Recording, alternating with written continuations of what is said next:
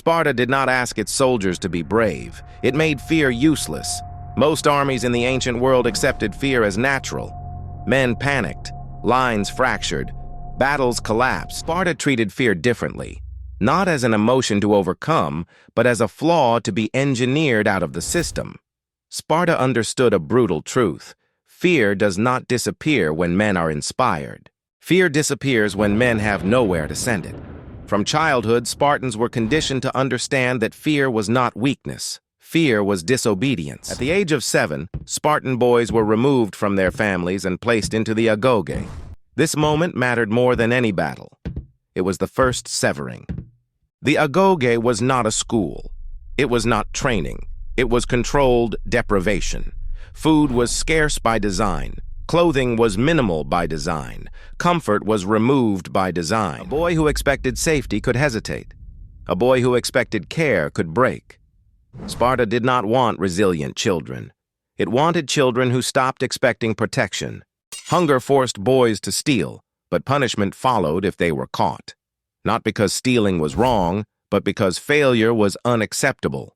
Pain was not a consequence. Pain was instruction. The lesson was clear early.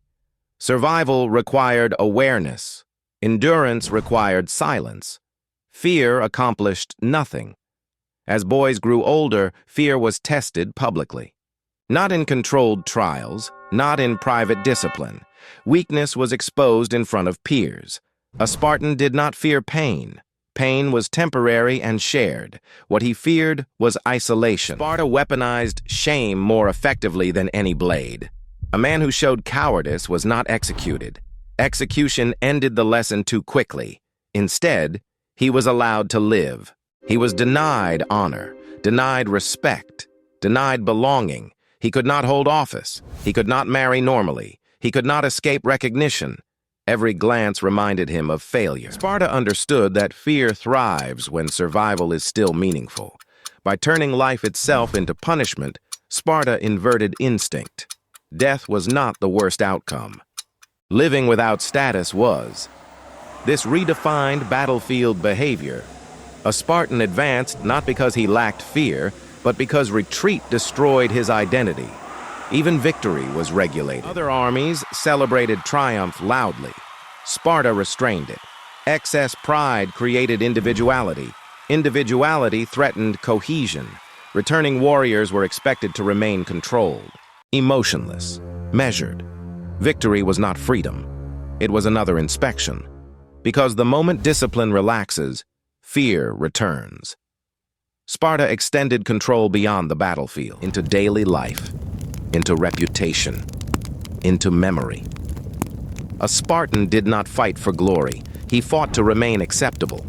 On the battlefield, this created a psychological imbalance that enemies could not match. Other soldiers fought to survive. Spartans fought to preserve belonging. When chaos rose and formations buckled, fear overwhelmed opposing lines. Men looked back. Men searched for escape.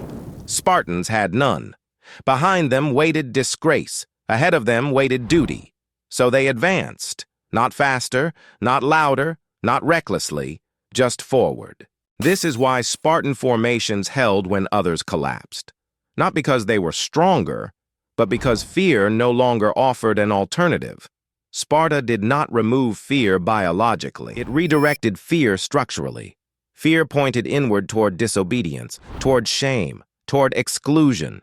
This made hesitation irrational. The system worked not because Spartans were fearless, but because fear no longer served them. Sparta did not produce heroes. It produced inevitability. And that is why its soldiers marched forward when others broke. This really happened.